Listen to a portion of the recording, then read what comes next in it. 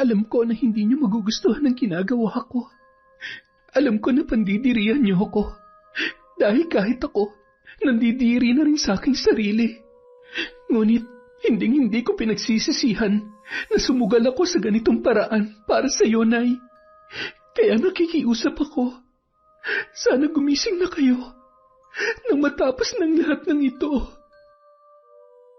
Taon 2009, Quezon. 10:00 ng gabi, isa-isa nang nagbababaan ang mga pasahero ng bus. Mula pa sa probinsya ng Samar ang dalagang si Leia. Yun ang unang pagkakataon na bumiyahe siya sa malayong lugar. Sumabay na siya sa mga pasahero na tila ba nag-uunahan sa pagbaba. Kinakabahan at tila nahihilo sa halo-halong ingay na kanyang naririnig. Ramdam niya na rin ang pangangasim ng kanyang sikmura. Nang tuluyang makababa ay panay-iwas pa siya sa mga pasahero na wala nang pakialam sa kanilang mga nababangga. Pinilit niyang tumabi sa medyo maluwag-luwag na pwesto. Tumayo habang hawak ang kanyang may katamtamang laking bag na nagpalingon-lingon sa paligid. Saan kaya ako magpapalipas ng oras? Sana makahanap ako agad na mapapasukang trabaho. Magkano na lang ang laman ng wallet ko? Kapag nagkataon, baka maging palaboy ako dito. Habang nakatayo ang dalaga, bigla na lamang hinablot ng isang lalaki ang kanyang hawak na bag at nagtatakbo yun ng mabilis. Hoy! Magnanakaw! Ibalik mo sa akin yung bag ko! Tulong! Sa bilis ng magnanakaw, walang nagawa ang mga taong naroon. Napaupo na lamang siya sa isang tabi at napahagulhol. Maya-maya, nilapitan siya ng isang dalaga na may bitbit na styrofoam at suka na nakalagay sa bote ng soft drinks. Miss, okay ka lang? Ano nangyari sa'yo? Bakit ka umiiyak? Yung kasing bag ko eh. Nanakawan ka. Pambihira naman talaga oh. Paano na yan? Taga saan ka ba? Gusto mo bigyan na lang kita ng pamasahe pa uwi sa inyo? Malapit lang ba dito ang bahay mo? Ang totoo, galing pa ako ng Samar. Wala pa akong pupuntahan dahil nagbabaka sakali lang ako makahanap ng mapapasukan na trabaho. Samar? Ang layo pala ng pinanggalingan mo. Paano yan? Ay, visit kasi mga magnanakaw yan eh. Hindi man lamang lumaban ng patas sa buhay. Mabuti pa, sumama ka na lang sa akin. Malapit lang naman ang bahay ko dito, isang sakay lang ng tricycle. Kesa naman iwan kita mag-isa dito. Baka kung ano pa mangyari sa'yo. Talaga? Isasama mo ako sa bahay nyo? Oo, wala namang problema kung gusto mo. Ay, siya nga pala, ako si Sheena. Ikaw, anong pangalan mo? Leia ang pangalan ko. Tatanuin kong malaking utang na loob to sa'yo, Sheena. Kung gusto mo, tutulungan kita magtinda ng... sigurado ka? Kaya mo magtinda ng balot? Oo naman. Mula nung bata ako, sanay ako maglako. Nung buhay pa kasi yung lola ko, mahilig yun magluto ng mga kakanin. Mabuti naman. Sakto naghahanap rin talaga ako ng katuwang namin ni Emong sa pagtitinda. Maliban kasi rito, meron akong stall ng mga tusok-tusok. Yung kaibigan ko nagbabantay. Ay, siya, mamaya na tayo mag-usap tungkol dyan, ha? Ay, pagod na ako, tsaka inaantok na rin ako. Sigurado, ikaw pagod ka rin sa biyahe. Nagugutom ka na rin siguro. Di bale, magkape tayo habang nagkukwentuhan sa bahay. Ay, pati tuloy mga damit mo na dali na magnanakaw. Pero mukhang magkasukat naman yata tayo. Pahiramin na lang kita ng damit ko. O di kaya bibigyan kita ng mga hindi ko na nagagamit. Tumango na lamang si Leia at labis na nagpasalamat sa Diyos dahil sa kabila ng kamalasan na pinagdadaanan ay para namang hulog ng langit na nakita at nakilala niya si Sheena noong mga oras na yun. Naglakad ng kaunti, sabay tumungo sa may paradahan ng tricycle ang dalawang dalaga. Ilang minuto lamang ay nakarating na sila sa bahay ni Sheena. Katamtaman lamang ang laki noon, ngunit maayos ang mga gamit sa loob. Dahil sanay sa simpleng bahay lamang sa probinsya, ay gandang-ganda na si Leia sa bahay na yun. Agad na nagtimpla ng kape at kumuha ng tinapay si Sheena para sa kanilang dalawa ni Leia. magkape muna tayo at saka itong tinapay, oh. Salamat. Ang ganda naman ng bahay mo at napakaraming gamit. Ikaw lang bang mag-isa dito? Oo, nasa ospital kasi yung nanay ko. Mahigit 1 taon na siya ron kaya ako lang mag-isa dito. At hindi naman pwedeng tumigil ako sa pagtatrabaho dahil malaki ang bayarin ko sa bill sa ospital at saka sa kung ano-ano pa. Kaya kailangan kong kumayod para mabuhay kami. Ano bang sakit ng nanay mo? Ay, na-stroke siya. Ayun, sabi ng doktor may pumutok na ugat sa utak niya kaya, ayun, hindi rin nila alam kung may tsansa pa siya magising. Pero umaasa ako na gagaling pa rin siya.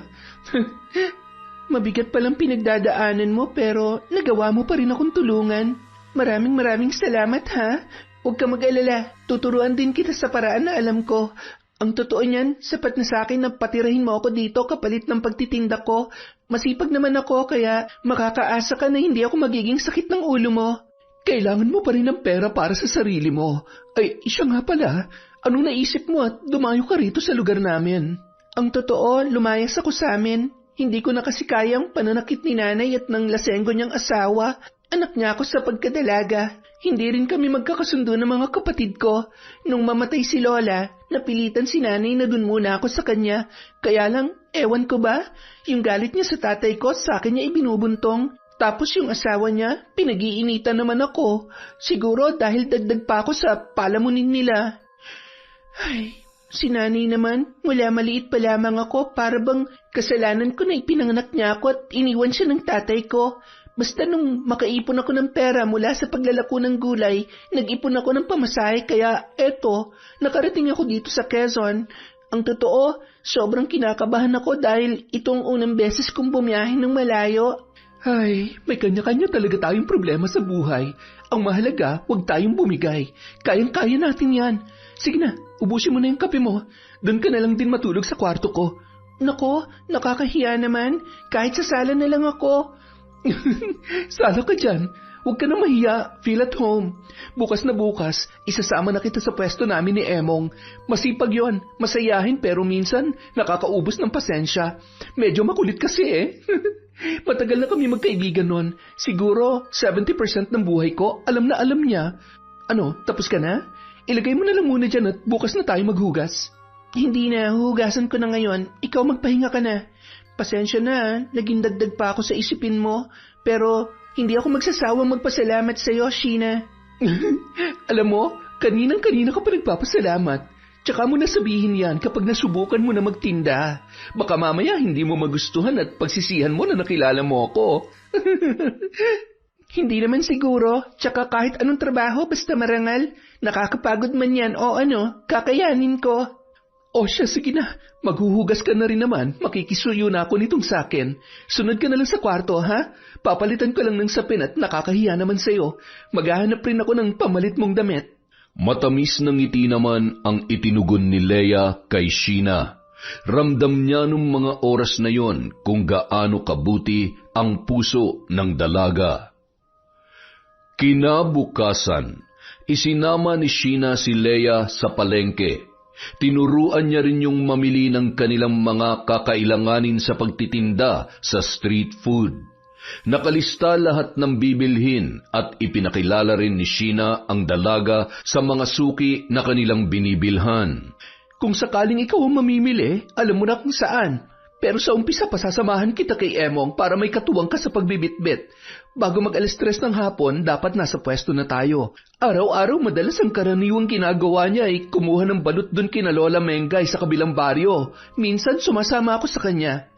Nagpatuloy sa pagkukwentuhan ang dalawa habang namimili at nang matapos ay nagmamadaling tumawag ng tricycle si Sheena pauwi sa kanilang bahay. Itinuro niya na rin kay Leia ang mga dapat gawin at ihanda. Natuwa naman siya dahil mabilis matuto at maalam nga rin ang dalaga. Inabot na sila ng 2:00 bago matapos sa kanilang ginagawa, kaya naman noon lamang sila nakakain ng tanghalian. Pagkatapos ay nagpasundo na sila kay Emong gamit ang tricycle nito. Emong, pumasok ka muna dito sa loob. May sorpresa ako sa'yo. Dali! Sorpresa? Ano kaya yun? Di ko naman birthday. Tatasa mo ba ang sahod ko o sasagutin mo na ako? Sira, baka kapag nakita mong sorpresa ko sa'yo makalimutan mo ng pangalan ko.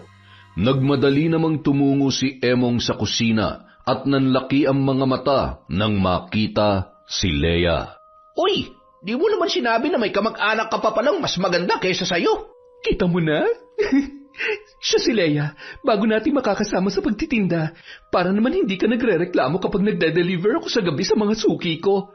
Mabuti naman. Ang hirap kaya mag-isa dun. Hindi ko na minsan alam kung sinong uunahin kong bigyan sa dami ng bumibili tapos nagluluto pa. Oo na, alam ko naman yon. Huwag ka na magreklamo dahil maliban sa magaling at masipag, napakaganda pa nitong makakasama mo. Magpinsan ba kayo? Ngayon lang kasi kita nakita Hindi po. Ang totoo, kagabi lang kami nagkakilala. Ano? Saan? At paano? Huwag naman masyadong excited. At saka, huwag na maraming tanong kasi kailangan na nating umalis. Bago mag-alas 10, aalis ako. Magde-deliver ako ng balot tapos may importante rin akong pupuntahan. Importanteng pupuntahan? May bago ka na namang racket? Ay, ayan, buhati mo ng mga yan at isakay mo na. Huwag na masyadong maraming tanong. Ang importante, may pera tayo. Oo na, nagagalit ka na naman Mabuti pa, sumakay na kayo at ako na lang ang magbubuhat ng mga yan. Naglinis na rin ako dun sa pwesto natin at areglado na yung mga balot at penoy. At saka, pinapasabi ni Lola Mengay kung kailan ka raw magpupunta ron at kinukumusta rin niya nanay mo. Ay, umiiwas nga muna akong pumunta ron at sigurado mag-iiyakan lamang kami. Alam mo naman yun. Kumusta sila ni Lola Paeng? Ayos lang naman sila. Parang ang walang kapaguran yung mag-asawang yun Lalo na si Lolo Paeng. Siyempre, wala naman silang ibang kabuhayan kaya kailangan nila magsipag. Wala naman silang anak na naaasahan. Yung mga kamag-anak namin sa Maynila, hindi na kami kilala ng mga yon. Maayos ng buhay nila at kapag wala kang pera, hindi ka na nila kilala. Kung sa bagay, hindi bale, pasasaan ba't kapag sinuwerte at sinipagan pa natin, darating din tayo dyan. Pero hindi mangyayari yun kung... Ay, huwag mo nang ituloy yung sasabihin mo kung ayaw mong tamaan ka nitong kamao ko.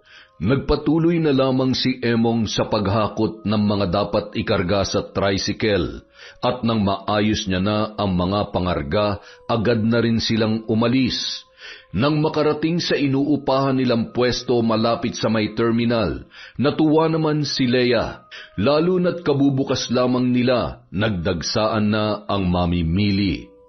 Aliw naman si Emong kay Leia dahil sa mabilis kumilos at mabilis lamang na natutunan ang kanilang ginagawa.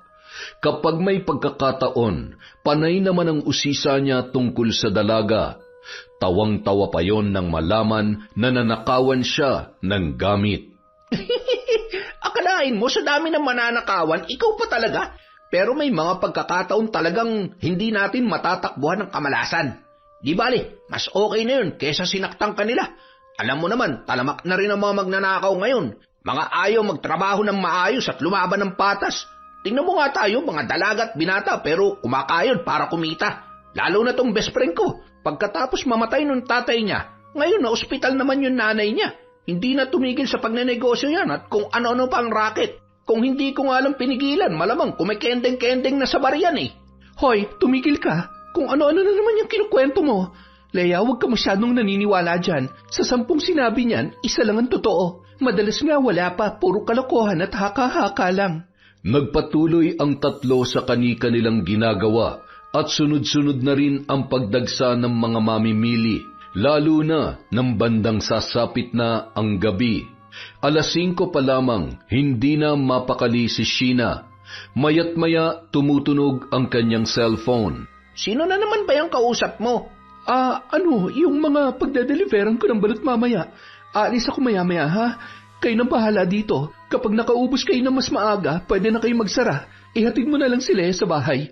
Hindi ko kasi alam kung anong oras ako makakauwi at may kailangan din akong puntahan mamaya. Ikaw napapadalas na yung mga lakad mo sa gabi. Huwag kang gagawa ng ikakapahamak mo Oo, ika. Huwag kang mag-alala, alam kong ginagawa ko at wala akong ginagawa masama. Leia, kumusta? Okay ka lang ba? Oo, okay lang ako. Masaya pala kahit medyo nakakapagod. Pero unang araw ko pa lang naman ngayon kaya medyo naninibago lang ako. Mga 1 linggo lang sigurado, masasanay na rin ako. Ang galing mo nga eh. Mas magaling ka pa mag-compute sa akin. Siguro lagi kang first honor sa school, no? Sanay rin kasi ako sa paglalako ng kakanin at mga gulay sa probinsya. Ay, kaya naman pala eh. O siya, ikaw nang bahala mag-abot at ako na lang ang magluluto. Baka mapisikan ka pa ng mantika. Sayang naman yung kutis mong porselana. Okay lang naman. Walang dahilan para mag-inarte. Kasama yun sa trabaho natin. Paano? Kayo nang bahala dito, ha? Aalis na ako. Mag-iingat ka, Sheena. Huwag ka mag-alala. Kayang-kaya namin ni Emong to. Kumakaway pa si Leia habang naglalakad papalayo si Sheena. Bit-bit ang styrofoam na lalagyan na may lamang balot. Ang sipag rin ni Sheena, no? Nauubos niyang lahat ng yon bago siya umuwi. Oo, maraming suki yun. Marami yung kakilala dito at kung saan-saan pa. Pwede naman tumakbong kandidato yun sa halalan eh. Kaya lang, parang kinakabahan ako sa mga lakad niya nitong nakaraan. Pakiramdam ko may hindi siya sinasabi sa akin eh. Wala ba siya naikwento sa'yo? Wala naman. Siguro hindi naman siya magkukwento pa sa akin dahil bago pa lamang kami magkakilala. Ano bang iniisip mo? Marami kasing pinagkakautangan si Sheena. Hanggang ngayon nasa ICU pa rin yung nanay niya. Ilang beses ko na nga siyang kinumbinsi na kesa mahirapan pa siya at mabaon sa utang, palayain niya na lang yung nanay niya. Wala naman na yung kapag tinanggal yung mga aparatong nakakabit sa katawan nun. Natatakot lang ako para sa kanya at syempre naaawa din. Mukha lang yung malakas pero nararamdaman ko na nahihirapan din yun. Buti na nga lang yung ospital tumutulong sa mga kapwa natin na mga mahihirap. Ay, naikwento niya nga sa akin ng tungkol sa lagay ng nanay niya, pero naiintindihan ko kung bakit ayaw niyang sumuko. Nanay niya yun eh. Kahit sinong anak, gagawin ang ginagawa niya. Isa pa, ramdam na ramdam ko kung gaano niya yun kamahal. Paano? Mahal na mahal din talaga siya nun, pati nung tatay niya. Kaya nahihirapan siya magdesisyon. Pero alam mo, kung sakali man, maiintindihan naman siya ng nanay niya eh. Kesa naman mabaon na siya sa utang. Hindi naman sapat ang kinikita natin dito para sa lahat ng bayarin niya. Isa pa, sinasahuran niya ako tapos ngayon ikaw din. Kaya talagang nagtataka ako kung saan siya kumukuha ng pera eh. Para kasing hindi ko siya naririnig na dumadaing nitong nakaraan. Baka nga may iba siyang pinagkakakitaan, pero hindi rin tamang pag-isipan mo siya ng kung ano-ano. Magkaibigan kayo at higit sa lahat, mas kilala mo siya. Sa tingin mo ba, gagawa siya ng bagay na ikakapahamak niya? Samantala. Balot! Balot kayo dyan! Manong guard, nandito na yung order nyo. Pinasobrahan kayo ng isa. Nako, salamat. May order din ba si boss? Oo. Pinapupunta niya nga ho ako ngayon eh. Sakto, kaalis lang ni madam. Pero doon ka na dumaan sa kabilang gate ha. Kung pinapapunta ka niya, sigurado nandun na sa kabilang bahay si Sir Anton. Salamat Manong ha. Sige ho, papasok na ako. Tumango na lamang ang gwardya at muling sinenyasan ng dalaga kung saan siya dapat dumaan. Ibang klase talaga si boss, oo. Pati tindera ng balot talagang hindi pinatawad. Sa bagay, maganda naman talaga. Mula ulo hanggang talampakan ay napakakinis. At saka hindi hamak na mas bata kaysa sa asawa niya. Iba rin talaga tong si Sir, oo. Mahilig din talaga sa sariwang putahe. Isang napakalaking compound na may 2 malaki at magarang bahay. Mayroon ding taniman ng mangga at guyabano. Parehong nagmula sa mayamang angkan ang mag-asawang sina Anton at Marisa.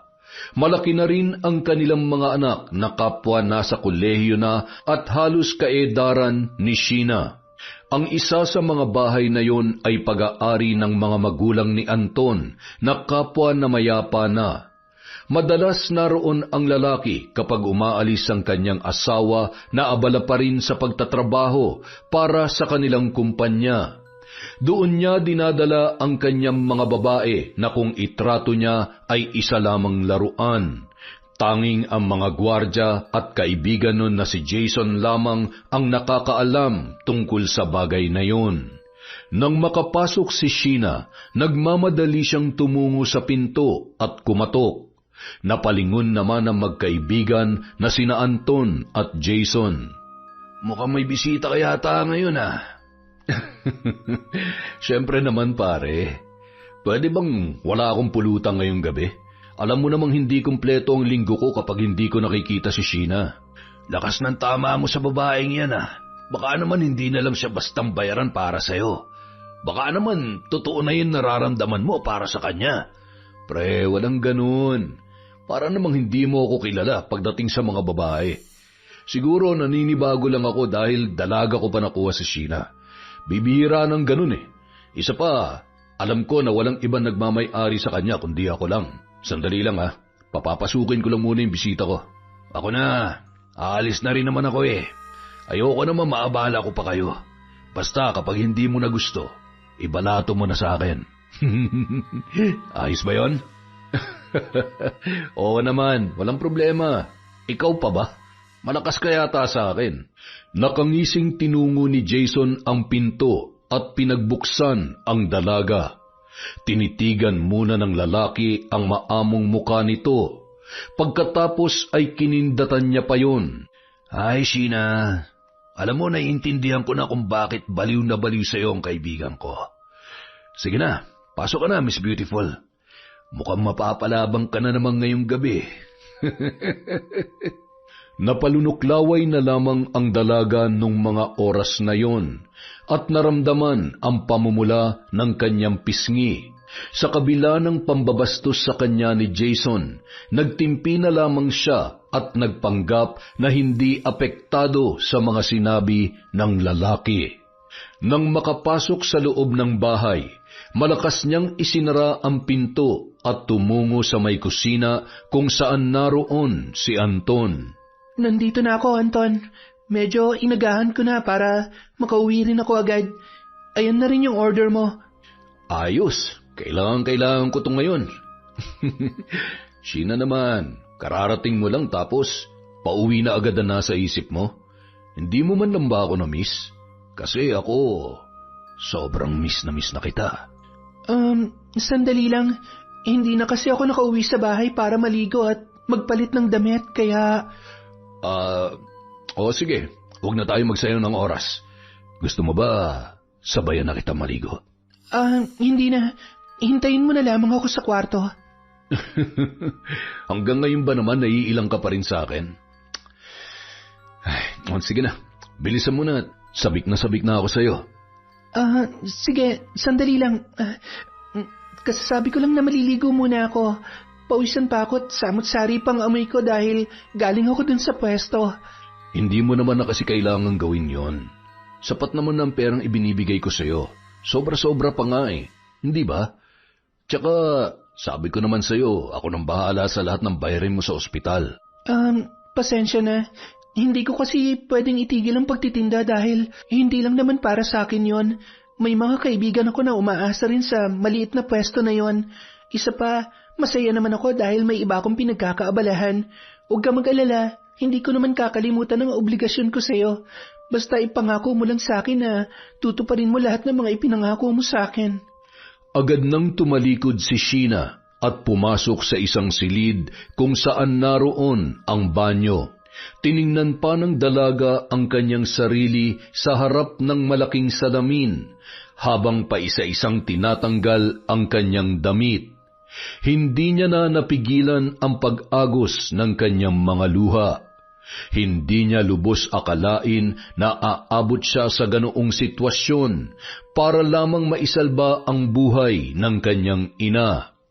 Naalala niya ang araw na unang pinagkatiwala niya ang kanyang sarili kay Anton, kapalit ng malaking halaga para sa operasyon ng kanyang ina na noon ay nag-aagaw buhay.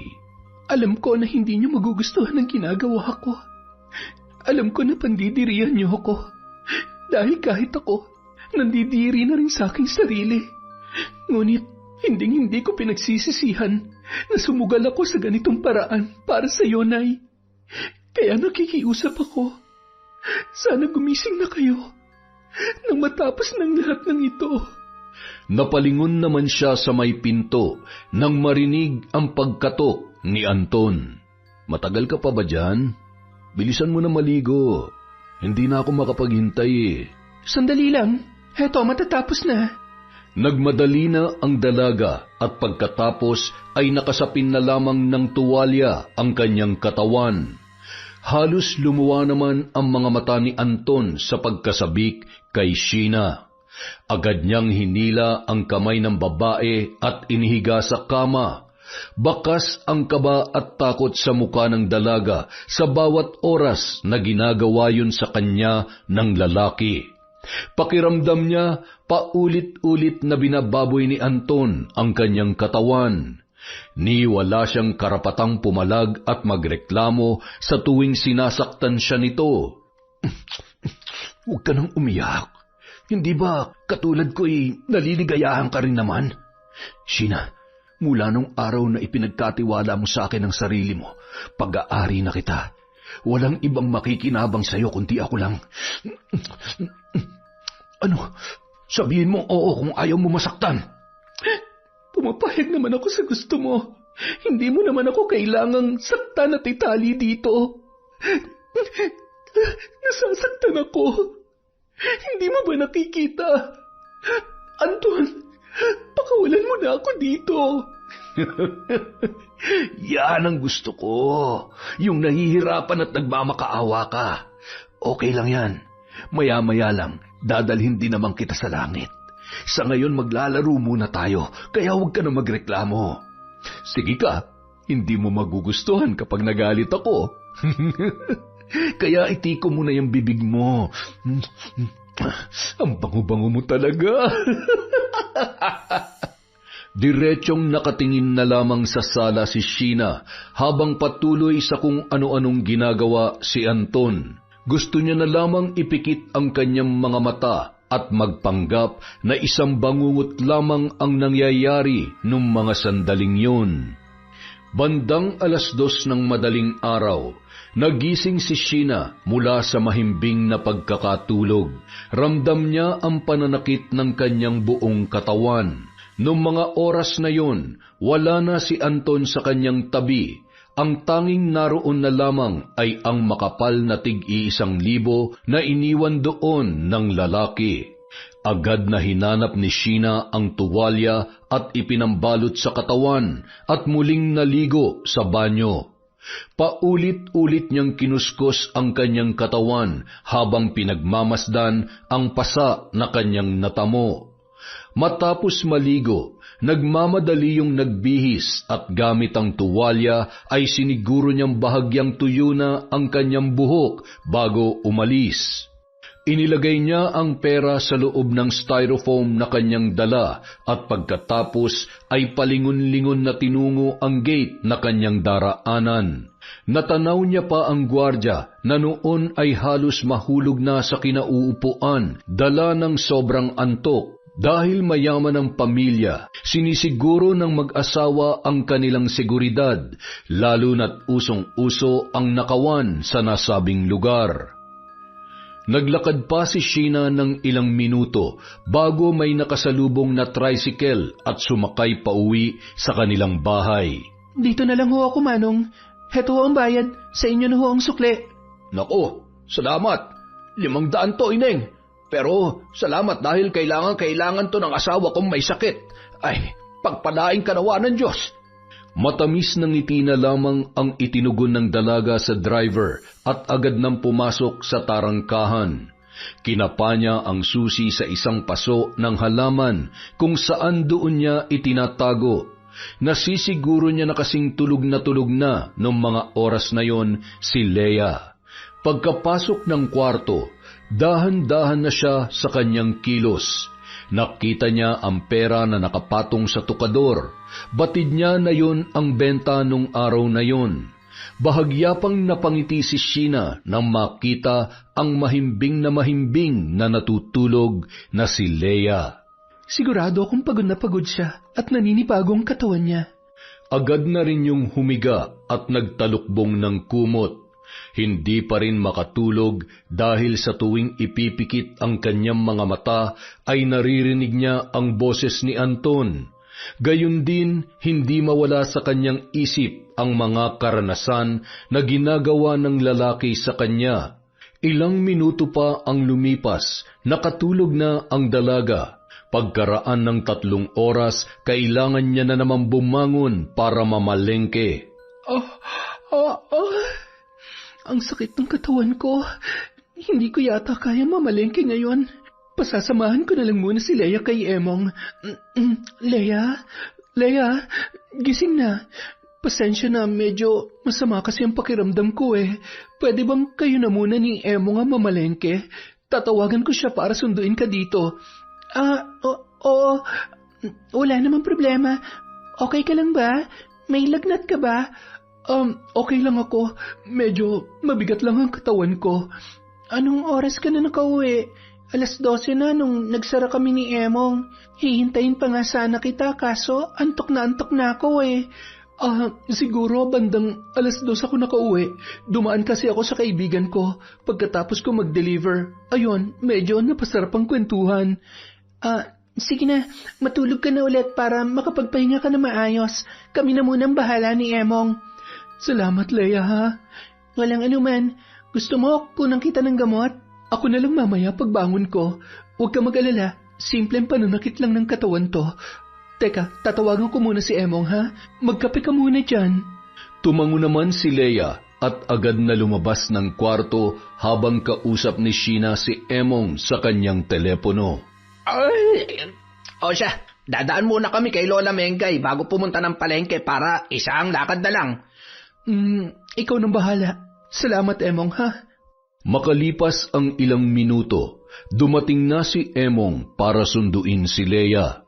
Agad na ring umalis ang dalawa. Bandang 8:00 ng umaga, nakatanggap ng tawag si Sheena mula sa ospital. Hindi totoo yan. Hindi mo ako pwedeng iwan, Nay. Sabi ko naman sa'yo, hindi mo ako pwedeng iwan eh. Ginagawa ko naman ng lahat, di ba?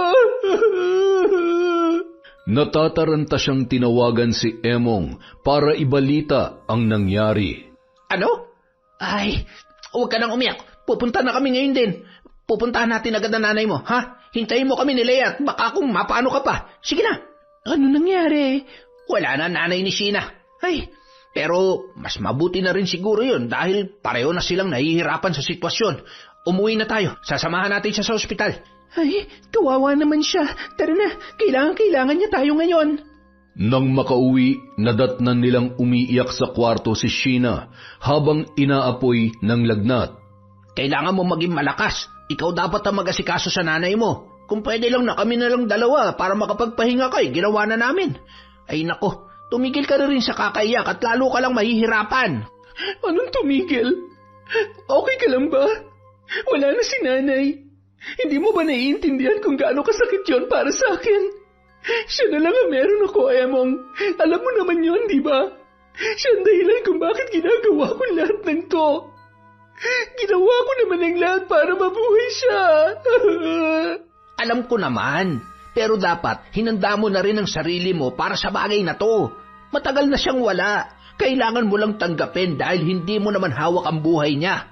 May dahilan ng lahat, Sheena. Kaya kumalma ka na nang makaalis na tayo.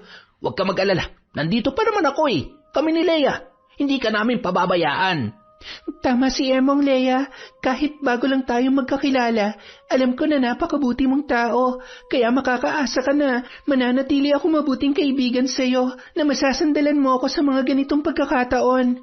Niyakap na lamang ng dalawa ang noon ay patuloy pa rin sa paghagulhol na si Sheena. Makalipas ang 1 linggo matapos mailibing ang nanay ng dalaga, paunti-unting nanumbalik sa normal ang kanilang buhay. Bumalik sila sa pagtitinda at kasama na roon ang hindi pagsipot ni Sheena kay Anton. Halos mabaliw naman ang lalaki, lalo na nang hindi na sinasagot ng dalaga ang kanyang mga tawag. Isang hapon, nagulat na lamang si Sheena nang pinuntahan siya noon sa kanilang tindahan. Nang matanawan niyo ng dalaga ay agad niya yung nilapitan. Nagkatinginan naman sina Leia at Emong at nagtataka kung sino ang lalaking kausap ng kanilang kaibigan. Anong ginagawa mo dito? Nandito ako para ipaalala sa iyong obligasyon mo sa akin. Ano, Basta-basta mo na lang ako hindi sisiputin? Bakit? Hindi mo na ba ako kailangan? Dahil wala na nanay mo? Sheena, ako magdedesisyon kung hanggang kailan ka magbabayad sa akin. At para sabihin ko sa'yo, ni hindi ka pa nga nangangalahati sa halaga ng perang binitawan ko sa'yo eh. Kaya hindi pa tayo tapos. Pakikinabangan kita hanggat gusto ko. Hanggat hindi ako umaayaw. Kapag hindi ka sumunod sa kasunduan natin, hinding-hindi mo magugustuhan ang gagawin ko. Tandaan mo yan. Napakasama mo. Hayop ka. Oh, dahil hindi mo na ako kailangan, masama na ako agad? Ay nako, Sheena. Pinakinabangan mo rin naman ang hustong hayop na nasa harap mo, di ba? At makikita mo kung gaano ako kahayop kapag hindi mo sinunod ang gusto ko. Pumunta ka sa bahay mamaya. Kung hindi, baka madamay pa mga kaibigan mo. Matapos sabihin yon, agad na pinaharurot ni Anton ang kanyang sasakyan. Pilit namang kinalma ni Sheena ang sarili bago bumalik sa kanilang pwesto. Sino ba yung kausap mo? Parang ngayon ko lang nakita yun ah. Wala yon. Naniningil lang ng utang. Alam mo naman. Magkano bang utang mo sa kanya? Bakit? Babayaran mo ba? Hindi. Ang ibig kong sabihin, ano naman ang ibabayad ko? Wala nga tayong kapera-pera at mahigit 1 linggo yata tayong walang kita. Tsaka kakarampot lang naman ang kaya kong may tulong sa'yo kung sakaling kailanganin mo na malaking halaga. Kung kinakailangan kong basagin yung alkansya ko, gagawin ko yun. Masyado ka namang seryoso. Huwag mong problemahin ang problema ko. Ako may utang, kaya ako magbabayad. Huwag mo na muna akong sahuran para makaipon ka ng pambayad dun sa lalaking yon. Alam niyo sa kabila ng mga nangyayari, ang swerte ko pa rin na may mababait akong kaibigan. Salamat. Sobrang salamat pero wala kayong dapat ipag-alala. Ako nang bahala dito. Sigurado ka? Basta kung may problema ka, sabihin mo sa amin ha, para alam namin kung paano ka namin matutulungan. Tumango-tango na lamang si Sheena at matipid na napangiti. Kung alam niyo lang, kung sakali man, magbabago kaya ang tingin niyo sa akin? Pandidirihan niyo ba ako? Napatingin na lamang siya sa kawalan habang iniisip ang mga naging desisyon sa buhay. Sa mga pagkakataong yun, hindi niya alam kung paano makakawala at tuluyang matatapos ang ugnayan nila ni Anton. Mula nung gabing yun, muling pinuntahan ni Sheena ang lalaki. Katulad ng dating gawi, dala niya ang styrofoam na pinaglalagyan ng balot. Ang alam ni Leia at Emong ay magde-deliver lamang yon ng balot sa mga matagal niya ng suki at kung minsan naman ay gumagawa na lamang ng iba pang dahilan para hindi mag-usisa ang kanyang mga kaibigan. Isang gabi, habang nag-uusap sina Leia at Sheena na kasalukuyang nagtutupi ng kanilang mga damit ay may inabot si Sheena sa kanyang kaibigan. Wow, ang cute naman nitong bracelet. Ikaw bang gumawa nito? Si nanay. Mahilig siyang gumawa ng ganyan dati. Kapareho yan itong suot ko. Magkaiba lang ng kulay. Oo nga no. Salamat ha. Alam mo, lagi kong suot to. Kasi pakiramdam ko, kasama ko lang siya. Sayang no, hindi ka na nagkaroon ng pagkakataon na makilalang nanay ko. Sobrang bait nun at maalaga. Alam mo, maswerte ka kasi naranasan mo pa rin na magkaroon ng masayang pamilya. Parehong mabait ang nanay at tatay mo. Bagay na ni minsan hindi ko naranasan at mararanasan pa. Minsan nga iniisip ko kung hinahanap din kaya ako ng tatay ko. Anong klaseng tao kaya siya? Kaya lang sa edad kong to, malabo na sigurong makilala ko pa siya. Mas lalong malabo na umasang hinahanap niya rin ako matapos niyang takbuhan noon si nanay. Iba-iba talaga ang kapalaran ng tao. Hindi rin natin hawak at kontrolado ang mga nangyayari o mangyayari sa mga darating na araw. Siya nga pala, may lakad ulit ako mamaya. Dating gawi, kayo nang bahala ni Emong. Sige, basta mag-iingat ka ha. Lagi pa namang gabi ang lakad mo. Mabuti sana kung kasama mo kami ni Emong. Huwag ka mag-alala, sanay na ako. Walang mangyayaring masama sa akin. Ako pa ba? Bandang 4:00 pa lamang nagulat si Leia at Emong. Saan pupunta yun? May lakad na naman?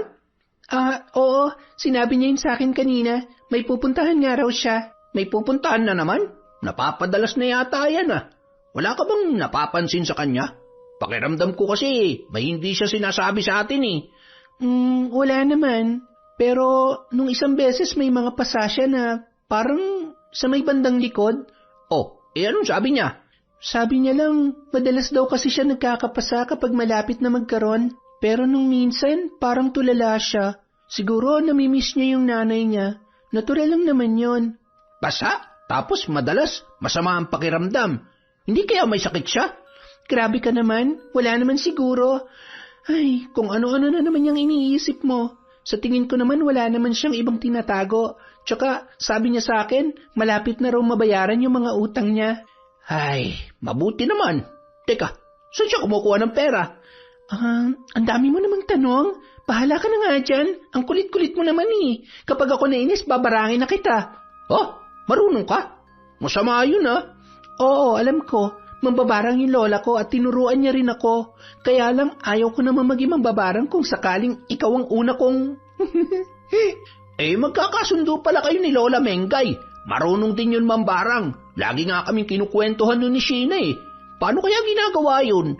Gusto mo sampulan kita? Naku, wag na. Hindi bali na. Ang dapat sa mga ganyan, yung mga taong walang konsyensya. Tama ka. Yan din ang sabi sa akin noon ng lola ko. At saka, hindi pwedeng basta gamitin ang itim na kapangyarihan. May malaking kaakibat na sumpa ng buhay at kamatayan ng bawat salitang binibitawan. Nagpatuloy sa pagkukwentuhan ang dalawa. Nakisali pa ang ilan sa mga bumibili at napakwento na rin sa kanilang nalalaman tungkol sa barang. Ay naku, oo, totoo yun. Walang awa kung pumatay ang mga mambabarang, lalo na kapag nagagalit ang mga yan at gusto maghiganti.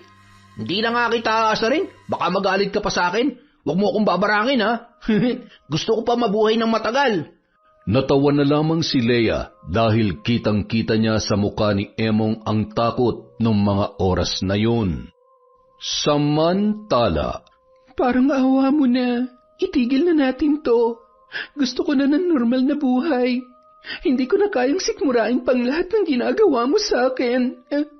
Sheena, hindi ko na kayang mawala ka pa sa buhay ko. Ang totoo, mahal na nga kita Ikaw na lang ang nagpapasaya sa akin. Mahal? Pagmamahal ba ang tawag mo sa lahat ng kababuyang ginagawa mo sa akin? Anton, pagod na ako. Ayaw ko na. Hindi mo ako pwedeng iwan. Akin ka lang.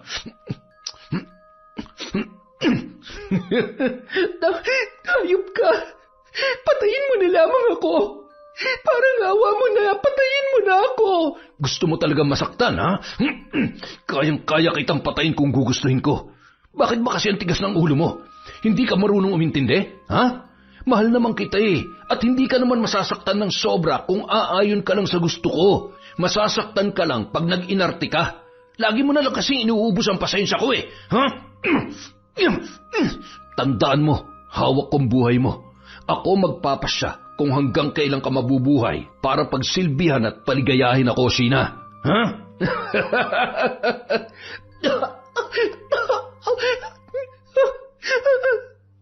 Samantala, pagsapit ng 12:00 ng gabi, nagsasara na ang dalawa nang biglang sumagi sa isipan nila si Sheena. Inihatid na ni Emong sa bahay si Leia at umalis na rin kaagad yun. Kinabukasan, labis ang pagtataka ni Leia nang magising siya na wala pa rin si Sheena. Narinig niya ang boses ni Emong sa labas, kaya nagmadali siyang lumabas ng kwarto at pinagbuksan yon ng pintuan. Grabe namang tulog yan, 6:00 na, tatanghaliin tayo. Emong, hindi pa nakakauwi si Sheena. Tawagan mo nga. Nasanay kasi ako na ginigising niya ako sa umaga, kaya kagigising ko lang tapos wala pa rin pala siya. Agad namang tinawagan yon ng binata ng paulit-ulit. Nakapatay ang cellphone niya, o baka naman nalobat lang. Ay, saan ba pumunta yon? Hindi ko alam. Ikaw, baka may kakilala ka na pwede niyang puntahan. Wala tsaka ngayon lang to nangyari. Hindi naman ugali nun na matulog sa ibang bahay. Sa halip na pumunta sa palengke, sinadya na lamang nina Emong at Leia, sina Lola Mengay at Lolo Paeng para iparating ang nangyari. Seryoso naman ang matanda habang nakakunot ang noo. Hindi kaya may masamang loob na nagtangka o may ginawang masama kay Sheena? Ay, nako, huwag naman sana. Hindi ko kasi maintindihan ang batang yan. Masyado siya nagtitiwala sa mga taong nasa paligid niya kahit hindi naman niya lubos pang kilala. Lola, alam ko pong hindi kayo sang-ayon sa pagpapatira sa akin ni Sheena sa bahay niya. Hindi ko magagawa ang iniisip niyo. Sa sandaling panahon na nagkasama kami, wala po siyang ibang ipinakita kundi kabutihan. Kaya kung iniisip niyo po na may kinalaman ako sa mga nangyayari, nagkakamali po kayo. Mahal ko po ang kaibigan ko. Ay, pasensya ka na, iha. Medyo pasmado kasi ang bibig nitong asawa ko. Mula noon ay puro tamang hinala lamang yan. Tsaka, tingnan mo nga ang maamong mukha nitong si Leia. Hindi naman siya yung tipong gagawa ng kahit anong kasamaan. Sana nga ay mali ako dahil ang ayaw ko sa lahat ay yung mga taong kayang paglaruan at papaniwalain ng mga taong nasa paligid niya. Mga nagpapanggap at nagtatago ng sungay sa likod ng maamong muka. Lumipas ang mga araw. Wala pa rin silang balita tungkol kay Sheena. Wala pa ring matukoy na dahilan ang mga pulis tungkol sa pagkawala nito. Wala ring makitang katawan na magpapatunay na may nangyaring masama sa dalaga. Hindi na mahalaga kung anong tingin sa akin ni Lola. Basta malinis ang konsensya ko. Gagawa ko ng paraan para mahanap siya o magkaroon man lamang ng kalinawan sa kung anong nangyari sa kanya, Emong. Basta huwag kang gagawa ng kahit na ano na hindi mo sinasabi sa akin, ha? Masyadong delikado. Kaya kong sarili ko. Basta kahit anong mangyari, hindi tayo susuko sa paghahanap sa kanya. Kinabukasan, isang lalaki ang noon ay bumili ng balot at pahapyaw na nagtanong tungkol kay Sheena. Miss, nasa na pala yung dating tindera dito? Si Sheena? Magkakilala ho kayo? Oo. Naging girlfriend kasi siya nung kaibigan ko. Para kasing hindi ko sila nakikita nitong nakaraan. Hindi ko alam kung naghiwalay na ba sila o... Hindi po namin alam kung nasaan siya.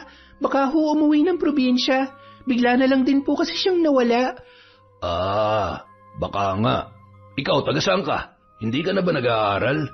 Sayang naman yung ganda mo kung magtsatsaga ka lang dito. Alam mo, may kakilala ako na pwedeng tumulong sa'yo. Yan ay kung gusto mong maranasan magkaroon ng maginhawang buhay. Yung tipong hindi mo na kailangan pang maghirap. Alam na alam ni Sheena yan. Eto, tawagan mo lang ako kapag interesado ka, ha? Sige ho, hindi ko ho tatanggihan ang inaalok niyo sa akin. Ayos. Yan ang gusto ko, madaling kausap. So ano, pwede ka ba bukas? Sige ho, kahit anong oras po na gusto ninyo. Gusto ko pong makilala yung taong tinutukoy nyo. Tatawagan ko ho kayo mamaya. Tumango na lamang ang lalaki at masayang umalis. Natitiyak niyang matutuwa si Anton sa kanyang bagong regalo. Samantala, ano yun? Bakit basta-basta ka nalang pumapayag sa mga ganon? Alam mo ba kung anong posibleng kapalit ng sinasabi niyang tulong at malaking halaga ng pera? Oo, alam ko yun. Sa tingin mo ba talaga pera ang habol ko? Emong, kilala niya si Sheena. Malakas ang hinala ko na siya ang daan para malaman natin kung ano nangyari sa kaibigan natin. Ayos siya. Anong plano mo? Paano kung ikaw naman ang mapahamak? Sa mga ganitong pagkakataon, ang kailangan natin maging matalino. Kailangan natin makipaglaro sa mga kalaban. Huwag ka mag-alala, kaya kong protektahan ang sarili ko. Ay, hindi ko na kinakaya yung mga naiisip mo. Hindi biro yung pinaplano mo, ha? Hindi ka ba natatakot? Hindi kasi ako mapapalagay kung wala akong gagawin eh. Lalo na't malakas ang pakiramdam ko na malapit na nating malaman ang katotohanan. Nang sumunod na gabi, nakipagkita si Leia sa lalaki kaya mag-isa lamang sa pagtitinda si Emong habang nag-aalala para sa kanyang mga kaibigan. Samantala, sakay ng kotse, pumarada sa harap ng malaking tarangkahan ang lalaki. Bumabayon para kausapin ang gwardya. Maya-maya, bumalik yon at dumaan sila sa isa pang tarangkahan, papunta sa bahay kung saan doon nananabik ng naghihintay si Anton. Nang makarating sa loob, inabutan ni Anton ang lalaki ng malaking halaga ng pera at agad na rin yung umalis. Leia, ikaw nang bahala sa kaibigan ko ha. Pag uwi mo, pwede naman kitang sunduin kung gusto mo. O di kaya mag-tricycle ka na lang. Paano? Mauna na ako ha. Sige, bye. Hi, Anton. Ako nga pala si Leia. Tama nga si Jason. Napakagwapo mo at mukha kang mabango. Sabihin mo lang sa akin kung anong gusto mo at gagawin natin. Dahil handa ako makipaglaro sa'yo. Yan. Yan ang gusto ko sa babae. Yung hindi na kailangan magpakipot pa at saksakan ng pag-iinarte. Alam mo, lahat ng mga nakakalaro ko, ayaw nang umayaw at hindi na ako nakakalimutan. Halika na. Si Leia na mismo ang humila noon sa pintuan. Kitang-kita naman ang pagkasabik sa mukha ni Anton noong mga oras na yon, habang bahagya ng nakahawak sa bewang ng dalaga. Pinahiga ni Leia ang lalaki, sabay itinali ang kamay at paa. Lalo namang nasabik si Anton sa pakulo ng dalaga. Pinagmamasdan niya ang magandang hubog ng katawan noon habang paisa-isang tinatanggal ang butones ng damit. Halos lumuwa ang mata ni Anton nang makita ang mga nakakadiring butlig na tila ba nagtutubig sa dibdib at iba pang parte ng katawan ni Leia. Ha? Ano mga yan? Lumayo ka sa akin. Baka mahuwaan pa ako ng sakit na meron ka. Umalis ka na. Hindi kita babayaran. Nakakadiri ka. Nakakadiri ka dyan. Alam mo, mas pandidirihan ka ng mga tao, lalong-lalo na ng asawa mo kapag nalaman niya ang ginagawa mo. Tsaka sayang naman ang oras ng pagpunta ko dito. Bayaran mo ko. Kung ayaw mong gamitin ko tong panghampas mo at punuin ko ng latay ang makapal mong pagmumuka. Wag, magbabayad na ako. Kumuha ka ng kahit magkano dyan sa kabinet, tapos umalis ka na. Habang naglalakad si Leia papunta sa kabinet, may napulot siyang pamilyar na bracelet sa sahig. Hindi ako maaari magkamali. Kay Sheena to. Hayop ka? Anong ginawa mo sa kaibigan ko? Nang makakuha ng pera, agad nang lumabas si Leia sa kwartong yon. Sandali lang. Sabi mo umalis na ako. Ano nagpabago sa isip mo, ha? Talagan mo muna ako dito. Bakit ko naman gagawin yon? Ayoko nga. Siguro mas masaya kung yung asawa mong gagawa niyan para sa'yo. Bye! Iniwan yon ng dalaga sa ganoong sitwasyon. Mabuti na lamang bumalik doon si Jason, kaya naman nakalagan niya ng tali si Anton. Hayop na babae yun. Kasalanan mo to eh. Alam mo bang maruming babae yun? Mukhang may sakit na sa dami ng lalaking nakayari sa kanya. Hindi hamak na mastuso pa sa akin. Tarantado. Malay ko ba naman? Mukha naman kasing ewan ko sa'yo. Wag mo nang ibabalik dito yun ha, kundi malilintikan ka sa akin. Makalipas ang 1 linggo, nagulat na lamang si Anton nang ipakilala sa kanya ni Marisa ang bago nilang kasambahay. Mabait at maaasahan tong si Leia. Alam mo ba, tinulungan niya ako nung muntik na akong mapatay na magnanakaw na tumambang sa akin noong nakaraan. Napakatapang niya, kaya yan, bilang kapalit sa kabaitan niya, binigyan ko siya ng trabaho.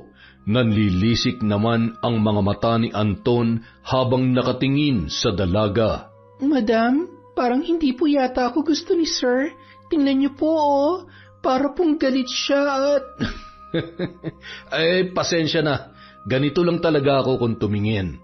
Oo nga naman. Ganyan talaga siya. Masamang tumingin at masakit sa paningin. Han naman. Ang swerte niyo naman po. Kasi wala po sa itsura ni Sir na maglolo ko. Diyan ka nagkakamali, iha. Mukha lang yung inosente pero pagdating sa babae, matinik yan. Napakahusay niyan magtago. Ay naku po Sir, bad yan ha. Ang ganda-ganda ho ni Madam para maghanap pa kayo ng iba. Madam, magluluto na po ako para marami po akong matapos na trabaho. Nang makalingat, agad na pinuntahan ni Anton sa kusina si Leia para kumprontahin. Anong ginagawa mo dito? Ano po bang sinasabi niyo, Sir? Nagtatrabaho po ako. Kailangan ko ng pera. Ayaw niyo naman sa akin kaya magtatrabaho na lang ako dito bilang kasambahay. Hindi ko maaatim na isang marumit na kakadiring babae magluluto at magtatrabaho dito sa loob ng pamamahay ko. Wow! Ang linis niyo naman, sir. Bitawan yung braso ko. Kung hindi, sisigaw ako ng malakas. O di kaya, sasaksakin kita nitong kutsilyo. Ano? Madam? Wisit ka talaga. Leia, ano yon? Hinahanap po kasi kayo ni sir. Baka po namimiss na kayo. Wala nang nagawa pa si Anton. Sa sobrang inis, umalis na lamang muna yon ng bahay para magpalipas ng galit. Nang sumapit ang gabi, niyaya naman ni Marisa si Leia na uminom. Dala ng kalasingan, hindi sinasadyang nakapaglabas ng saloobin si Marisa kay Leia tungkol sa mga problema nilang mag-asawa. Hayop yang si Anton. Dahil sa kanya, naging masamang asawa ko. Nakapatay ako dahil sa kanya. Nakapatay? Bakit ho? Pinatay ko ang babae ng hayop na yan. Pinatay ko siya. Muling binalikan ni Marisa ang gabi na hindi niya inaasahan. Hayop ka? Mga hayop kayo! Isang malakas na putok ng baril at tumama ang bala noon sa katawan ni Sheena. Anong ginawa mo? Anong ginawa ko? Bakit? Dapat ba sa'yo ko ipinutok ang baril para mahimasmasan ka? Paano mo nagawa sa akin to, ha? Hindi ka ba talaga titigil sa pambababae mo? Sorry, hindi ko sinasadya. Hindi na to mauulit, Han. Anong gagawin natin sa kanya? Hindi na siya humihinga. Patay na siya. Hindi. Ikaw ang dahilan kung bakit namatay ang babaeng yan. At dapat lang siya mamatay. Ano nakita mo sa kanya? Nawala sa akin, ha? Ano? Sumagot ka. Han, nambababae lang naman ako pero ikaw pa rin naman ang mahal ko. Kailangan natin mailigpit ang katawan niya dahil siguradong... Gusto mo bang makulong? Kasalanan mo lahat ng to. Kasalanan mo! Matapos maikwento ng lasing na si Marisa kay Leia ang nangyari, hindi niya napigilan ang sarili na mapahagulhol. Habang nakayakap sa kanya si Marisa na tila punong-puno ng pagsisisi sa kanyang nagawa. Kinaumagahan, nagising na lamang si Marisa na wala na si Leia. Nagtaka siya kung bakit, ngunit naiintindihan niya naman sa pag-aakalang natakot yun sa kanyang nalaman. Hayaan mo na yun, mas mabuti na rin na umalis siya. Mukhang hindi naman mapagkakatiwalaan. Sa kabilang banda, agad na tumungo si Leia sa bahay ni na Lola Mengay para ipaalam ang kanyang natuklasan. Wala tayong laban sa yaman nila. Pero may iba pang paraan para may paghiganti natin ang apo ko. Mga wala silang puso. Tutulungan ko ho kayo. Gusto ko pong makasiguro na magbabayad sila sa kasalanan nila. Patawarin mo ko, Iha, dahil minsan kitang pinaghinalaan sa nangyari sa kanya. Huwag niyo na hong isipin yan. Ang mahalaga sa ngayon, alam na natin ang totoo. Sana lang ay malaman natin kung nasaan itinapon ng mag-asawang yun ang bangkay ni Sheena. Kinagabihan, habang naliligo si Marisa sa banyo, bigla na lamang yun napasigaw nang makita na nalalagas ang kanyang buhok at napakarami niyang pasa at nagnanaknak na malalaking paso sa katawan. Anton! Tulong! Tulungan mo ako! Ano nangyayari? Bakit ako nagkakaganito? Anong mga yan? Hindi pwedeng mangyari sa akin to. Anong gagawin ko? Sabihin mo nga sa akin, may tinatago ka bang sakit? Ano bang pinagsasasabi mo? Wala akong sakit. Hindi ko alam kung bakit nangyayari sa akin to. Hindi kaya kinukulam ako? At sino naman ang gagawa nun sa'yo? Malamang isa sa mga babae mo. Ikaw naman lagi nagdadala ng kamalasan sa bahay na ito eh. At wala ka nang ginawa kundi isisi sa akin ang lahat. Nakakasawa ka na. At ikaw pa talagang nagsisisi. Alam nating dalawa na ikaw ang dahilan kung bakit... Hindi ako makahinga, Anton. Huwag mo akong artehan ng ganyan, Marisa. Hindi nakakatuwa. Gumising ka. Marisa, Marisa! Ano mga to? Napakabaho! Bigla na lamang bumulwak ang putik at nana na may kasamang bulati at uod sa bibig ni Marisa.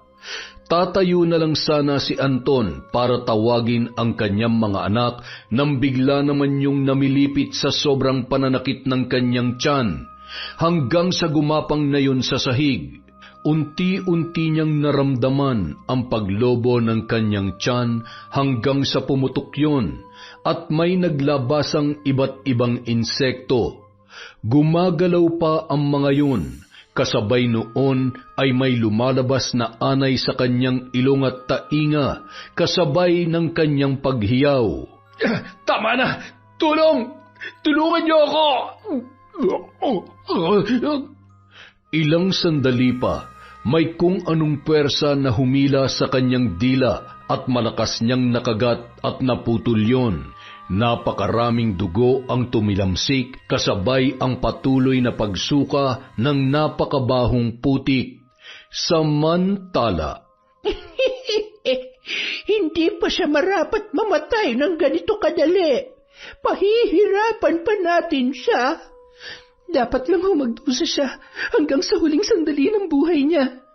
Napakasama niya. Sisiguruhin ko na mananatiling malakas ang sumpa na babaunin niya hanggang ikalawang buhay.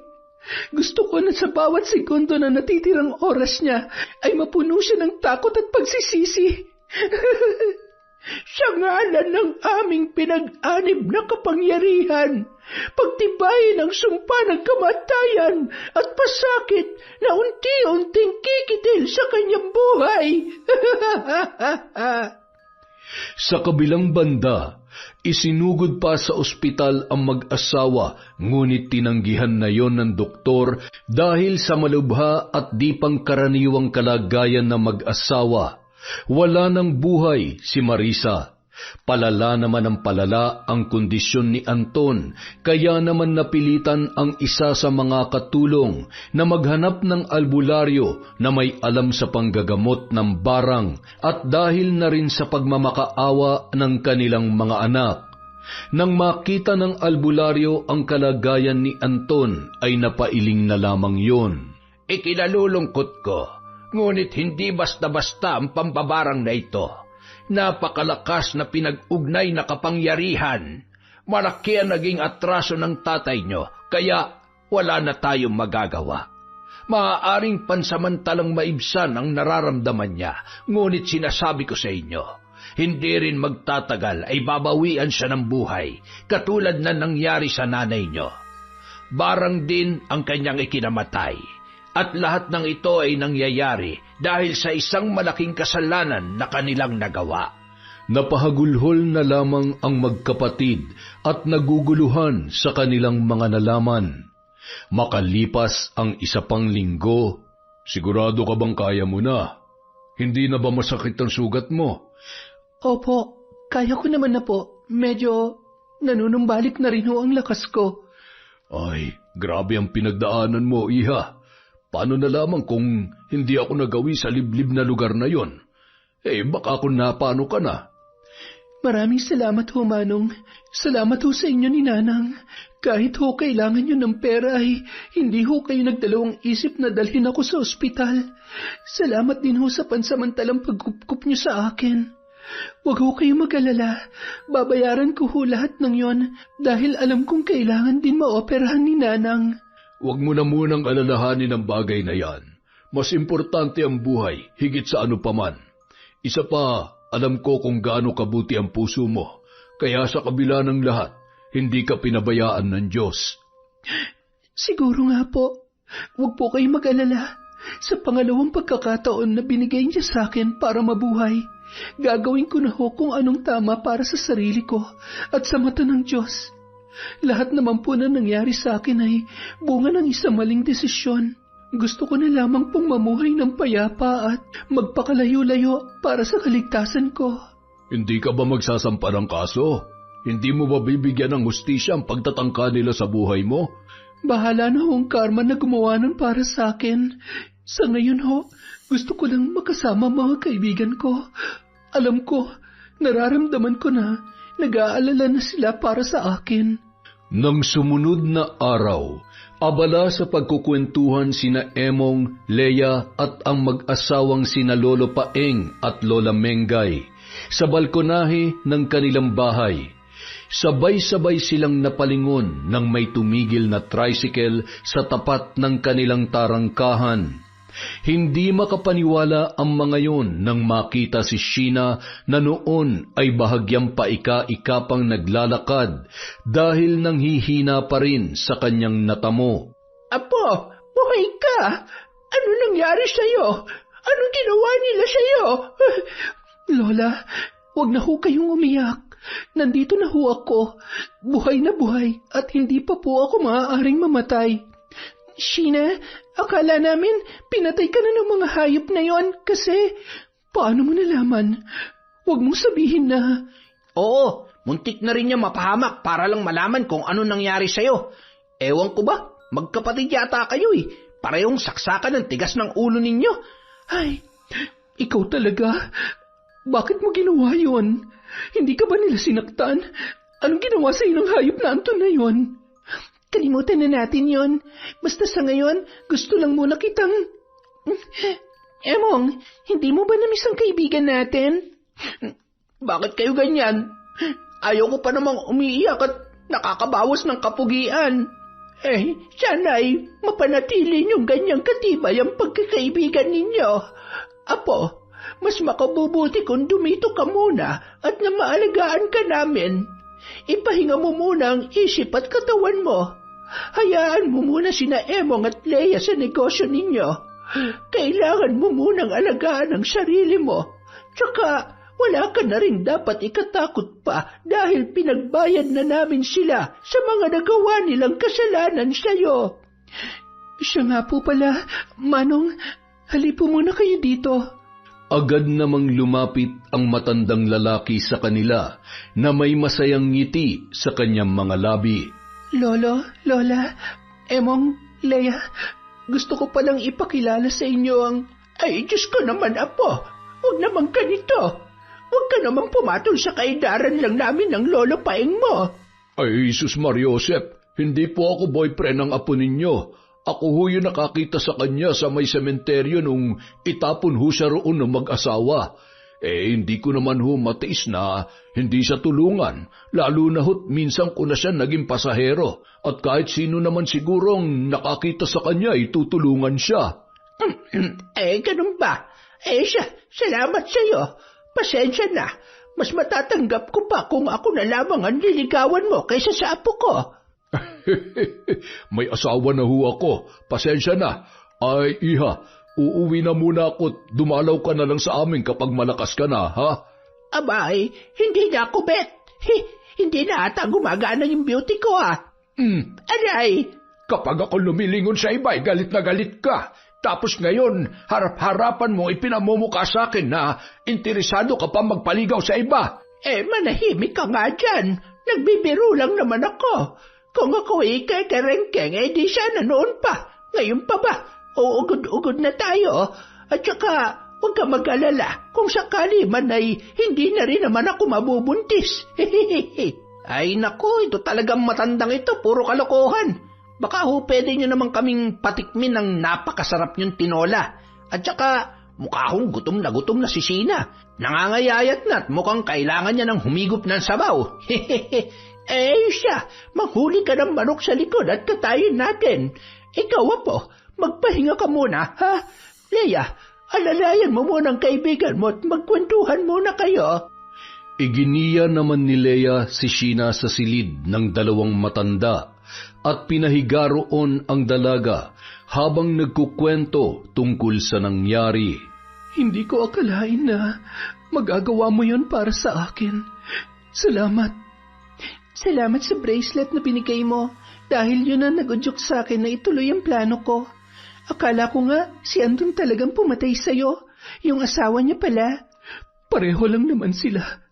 Sa paulit-ulit na pananakit sa akin, alam ko na darating talagang araw na mapapatay niya ako. Isa pa, naiintindihan ko kung bakit nagawa yun ng asawa niya. Hindi niya alam na ginagawa yun ni Anton. Baka iniisip niya na kabit ako ng asawa niya. Hindi niya alam na ginagawa lang akong parausan ng demonyong yon kapalit ng pera. Isang malaking pagkakamali na ginawa ko yon. Naging miserable ako sa kagustuhan ko mabuhay si nanay. Ang totoo, ako ang pansamantalang pumatay sa sarili ko. Wala pa rin silang karapatang gawin sa iyo yon, kaya dapat lang na magdusa sila. Ano bang ginawa mo? Wala na si Marisa at si Anton. Nararamdaman ko na malapit ng katapusan niya. Binarang namin siya, kaya siguradong sa mga oras na to, labis niya ng pinagsisisihan ng lahat. O di kaya naman, hinihiling niya na sana'y mamatay na lang siya dahil sa sobrang sakit na nararamdaman niya. Barang? Teka, tinuruan ka ni Lola? Hindi. Sadyang may alam ako dahil isa ring mambabarang ang lola ko. Tapos, nagtulungan kami ni Lola para pahirapan sila, kaya wala na sila magagawa para masaktan ka pa. Mahigpit na yakap na lamang ang itinugon ni Sheena sa kanyang kaibigan habang nagpapasalamat kay Leia. Kinagabihan, habang nakahiga sa kama ay hindi maikilos ni Anton ang kanyang tila na aagnas na katawan. Ramdam niya ang kirot at hapdi ng naglalakihang mga sugat. Ilang sandali lamang, may naramdaman siyang gumagalaw sa kanyang mga mata hanggang sa lumuha siya ng dugo at nana kasabay ng paglabas ng mga insektong patay na.